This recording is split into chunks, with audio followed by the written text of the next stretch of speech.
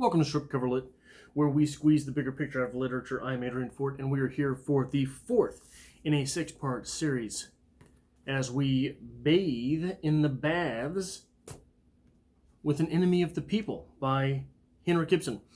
Today is, of course, over Act 4 and what happened in Act 4, but Captain Hofstede is hosting a meeting of the townfolk, and the townfolk are already conjecturing about the dock attacking the mayor. And they've all got their whistles because, why wouldn't they, The Messenger, the town paper, for their part, they've already stabbed the dock in the back. And the dock and Pete show up, and the crowd urges them to pick a chairman for the meeting. Pete is picked but declines and nominates Alaskan, who can't turn down the offer. He cannot refuse. He allows Pete to address the crowd first, and Pete basically says, hey, the doc, all of his accounts, all of his stuff, all of his findings, all of his science, mumbo jumbo, it's all exaggerated.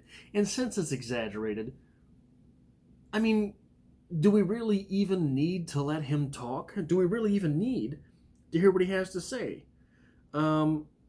Then Alaskan, the moderator of Great Moderation, says, I'll be damned if I support the doc. This is a great change from the things that we just heard from these individuals. These things are not at all what we had heard at just the beginning of the previous act.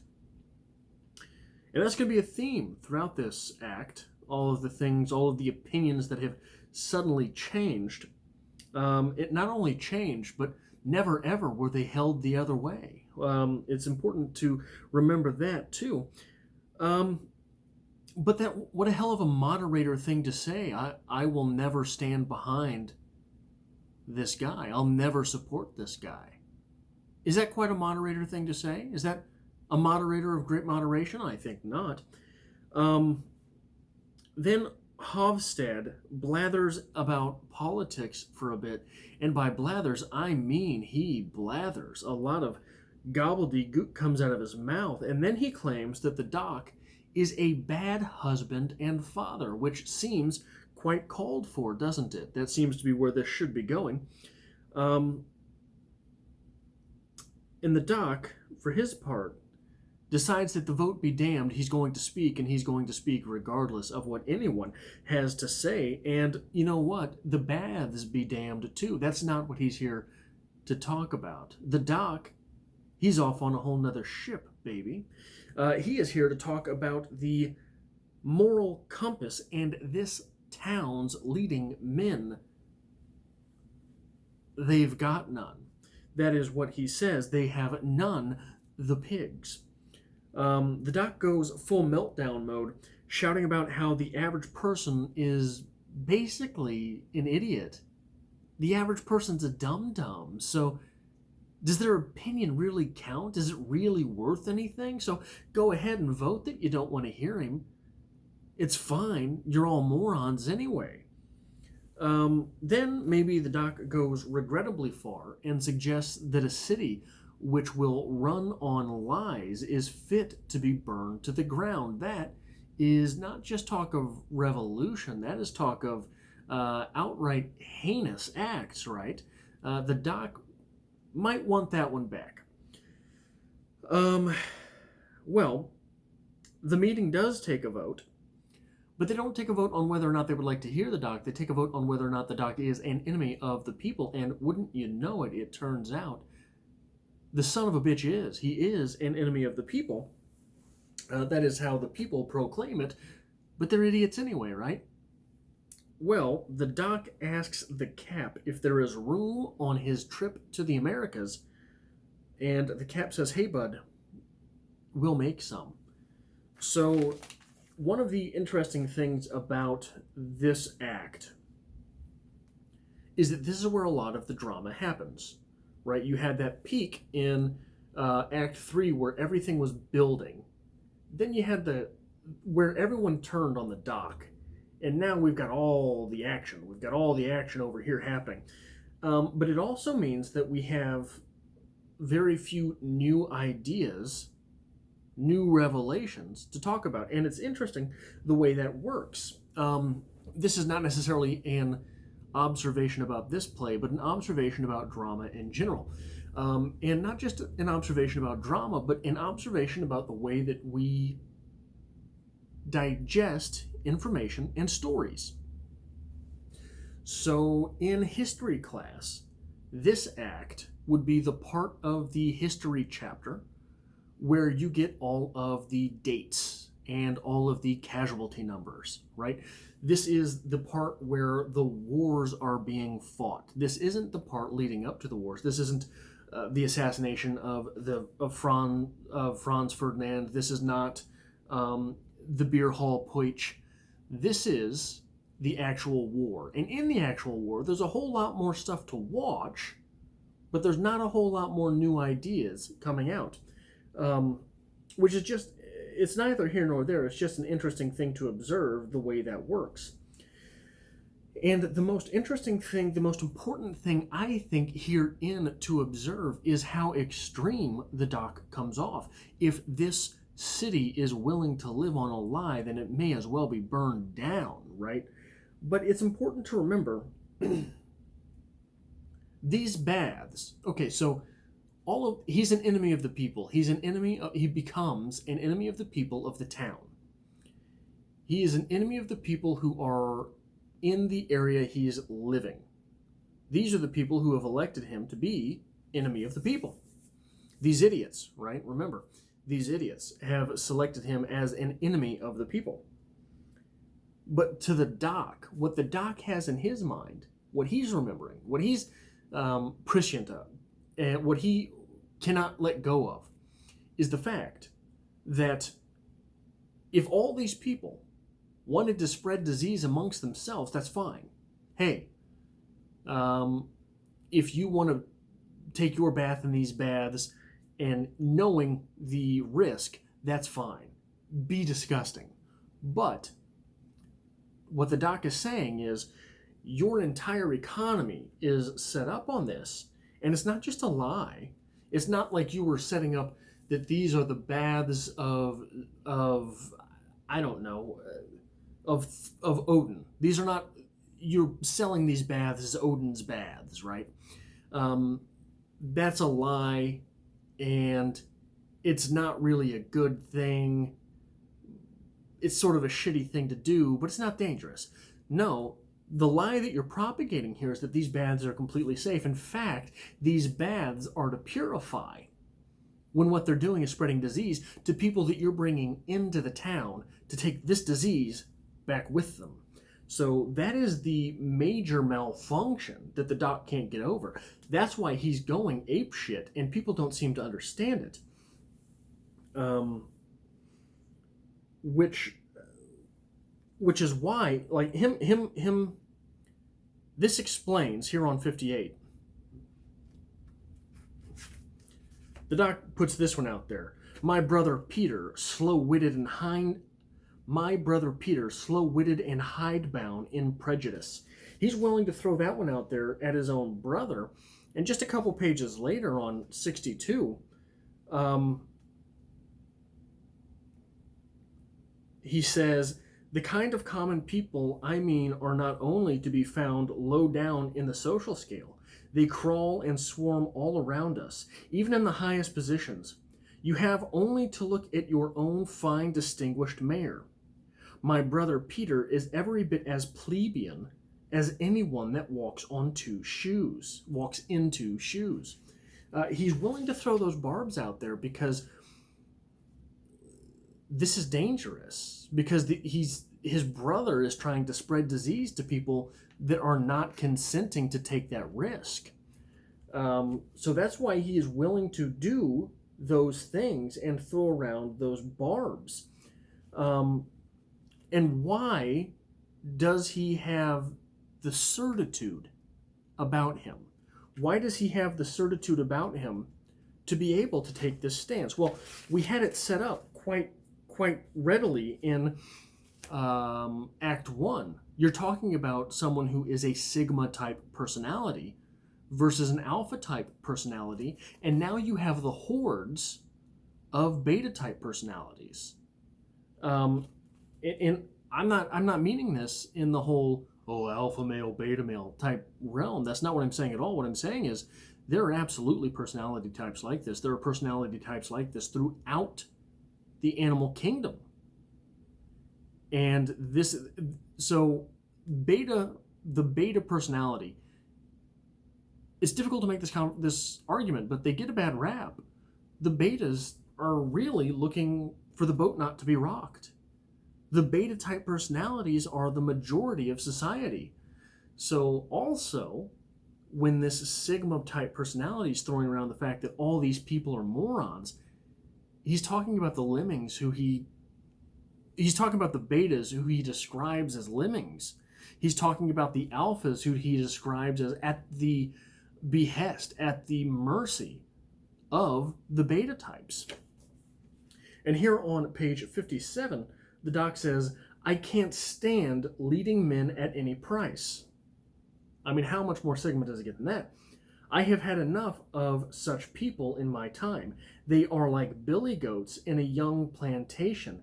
They do mischief everywhere. They stand in a free man's way, whichever way he turns, and what I should like best would be to see them exterminated like any other vermin. Strong words. The doc in this chapter, he is all about basically nihilism. Like, burn it all to the ground. Let it go. It is interesting to watch at any rate. But again, from page 62, we get this also from the doc. Because he thinks what his superstition thinks. Hold on.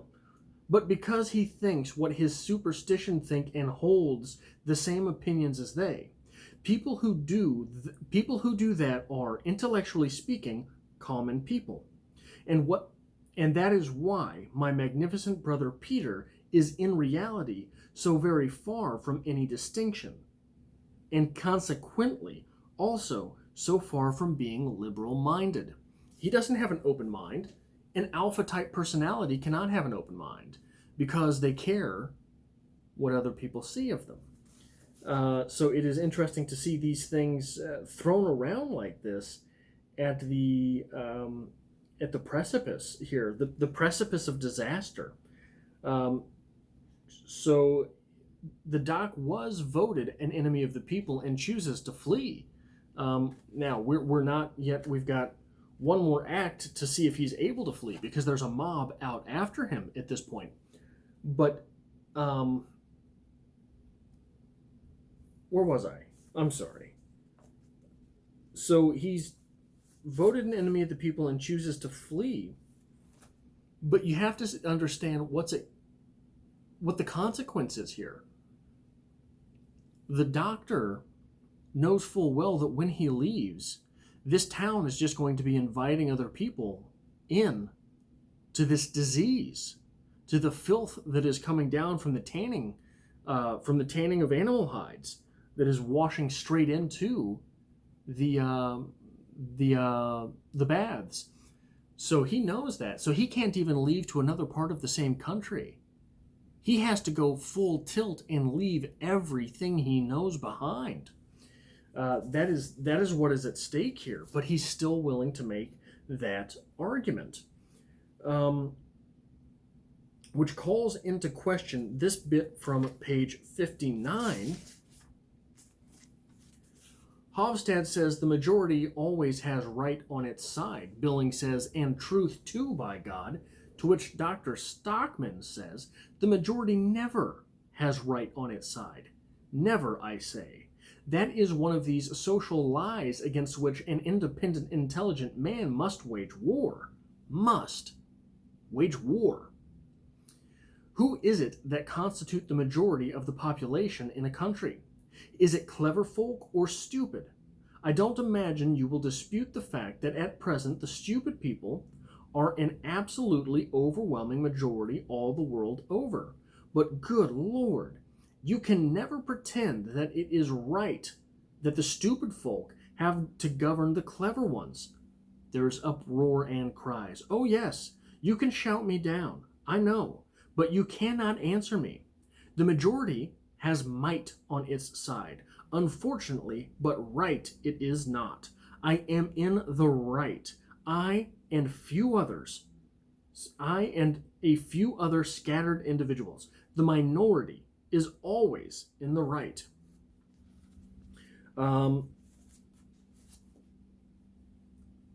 So this brings up the question of might versus right. Just the other day, just in the other act, we had the minority, which was represented by the liberal elite of the Messenger, the paper itself, stating about how right they must be, how right they have to be, because they are the few. And here we are, just this couple days later. And right after that speech, Hofstede himself says, aha, so Dr. Stockman has become an aristocrat since the day before yesterday. Yes, and Hofstede has become a populist in the day since yesterday. So it is interesting the way this seems to be going when someone has something at stake, someone has something on the table. They are no longer willing to stand up for what is right. They're trying to get on the side of might, and then claiming, as do Hofstede and Billing, the majority always has right on its side. That is interesting considering where they had been just the act previous. And we have this on the same page leading into page 60, coming to us from Dr. Stockman. A normally constituted truth lives, let us say, as a rule, 17 or 18, or at most 20 years, but seldom longer. But truths as aged as that are always worn frightfully thin. And nevertheless, it is only then, pardon me, that the majority recognizes them and recommends them to the community as wholesome moral nourishment. It is only these aged truths that the majority recognize and suggest. There is no nutritive value in that sort of fare, I can assure you. And, as a doctor, I ought to know. These, quote, majority truths, unquote, are like last year's cured meat, like rancid, tainted ham, and they are the origin of the moral scurvy that is rampant in our communities. That'll punch you in the gut, huh? Nothing is true for too long. In fact, between 17 and 20 years, that's about a generation. That's about a generation. So anything is only true as long as a generation. Why is that? Because we're looking at a society that is counting on science and scientists until they suggest something that is inconvenient.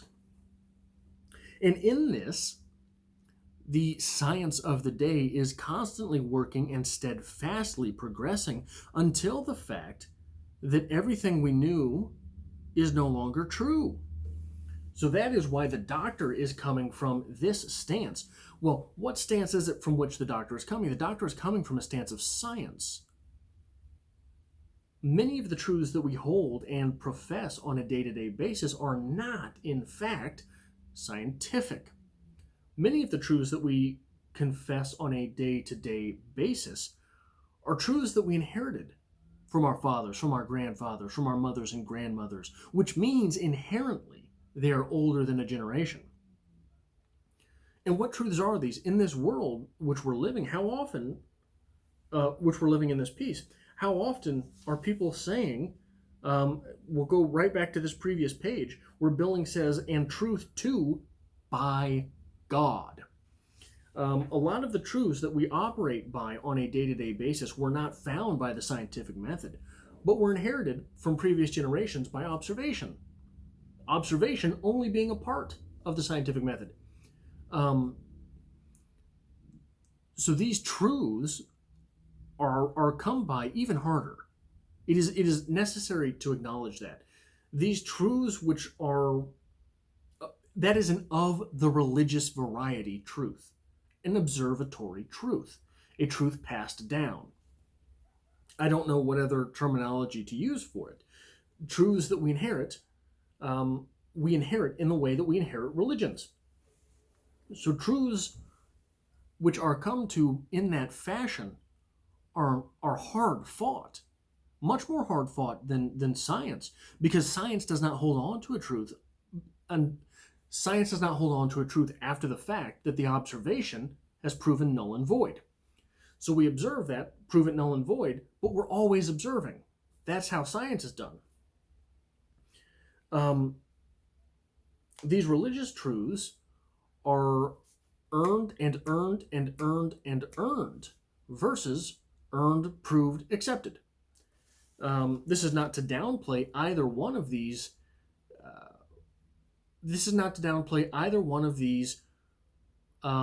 Venues by which we come to the things that we accept. So, because of this, on page 60, we get this quote coming to us again from Dr. Stockman. The doctrine you have inherited from your forefathers and proclaim thoughtlessly far and wide, the doctrine that the public, the crowd, the masses are the essential part of the population, that they constitute the people, that the common folk, the ignorant and incomplete element in the community, have the same right to pronounce judgment and to approve, to direct and to govern as the isolated, intellectually superior personalities in it. This is elitist, sure. And it's hard to hear. This goes against a lot of the things that we really generally accept in a democracy. But how much truth is here? Look, I, for example, work in retail. I work in retail specialty pharmacy. I can't tell you how often people come in and they ask me, what drugs should I give my child because my child is sick? Look, I am certainly no expert on children, and I am certainly no expert on drugs. Should I be giving advice in that situation? Now, fortunately, where I work, I'm able to say, look, I'm not a pharmacist. I can't give you that advice. This is not the question. This is not the opportunity for that does not arise in most social settings. Are any of the people in this town an expert on basically, I guess, virology? On whatever it is that the doc has found in these baths? Are any of these people an expert in that field? No. So why, A, do they have to have an opinion on this? And B, why are they being asked by Mayor Pete to give their said opinion before the talk has even come to us from the doctor? Should we shut him up beforehand? Mayor Pete asked, which is one hell of a question. Which leads us to page 61. Oh no, what did I do here? What? Oh yeah. The doctor says, be reasonable. Can't you stand hearing the voice of the truth for once? Where is the irony in this? The irony in this, irony is from where all great literature comes. The irony in this is that the baths are meant to clean and purify, and instead they are spreading disease. The truth is meant to clean and purify. The light is meant to clean and purify. Instead, what's happening here is it is being treated as poison. It is poisoning the truth which is being spread around the town. What are we at here? So, it gets so bad that Dr. Stockman says, I didn't expect Mr. Hofstede to admit I was right when he recovered his recomposure a little. He claims to be a free thinker, to which Hofstede says, prove it, Dr. Stockman. When have I said so in print? How terrible the accusation that one claimed to be a free thinker. That's what happens when society gets in these little tiffs. where the mob is ruling. The very claim that one is a free thinker becomes in itself sinful, becomes declarative of the fact that I have forsaken all of society because I am willing to think for myself. You're not allowed to think for yourself when the mob is talking, and you've got to remember that. So it is interesting to see that playing out. And the very final symbol that we get of this comes to us from page 64. When they are taking the vote on whether or not the dock is to become an enemy of the people. Alaskan has passed out strips of paper. One is blue and one is white. So when they're set to vote, blue means no, he is not an enemy of the people. White means yes, he is an enemy of the people. So the color of purity means that the dock is an enemy of the people. The color of purity means that the truth is diseased. So the final small sort of observation question that I really have from this act, that drunk that kept popping up and saying things and being shouted down and kicked out, was that drunk representative of the town's subconscious? Is that why the town had to keep kicking it out? Kicking him out? Because their very own subconscious, which was trying, ironically, to inflame things, maybe not ironically, but trying to inflame things and really making a mockery of the fact that none of them had any real clue what was going on, was really the guy that they all listened to in the end. So that is all I have for this, the penultimate act of An Enemy of the People by Henrik Ibsen. Next week we will have the fifth and final act, and following that, a full review on the play An Enemy of the People by Henrik Ibsen. I hope to see you back for those videos as well.